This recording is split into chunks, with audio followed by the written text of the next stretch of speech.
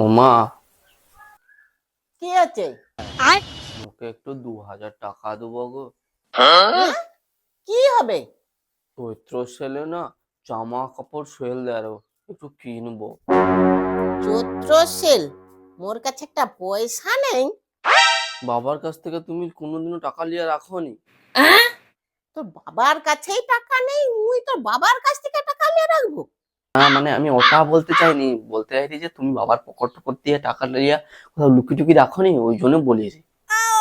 না না, আমার কাছে 1 টাকাও নেই, আমি ওরকমই টাকা কোথাও রাখিনি। ও, তাহলে এই টাকাগুলো মনে হয় আমিই রেখেছিলাম, মনে হয় শক্ত উঁচের নিচে, মনে হয় আমারই হবে। Mata nih gua.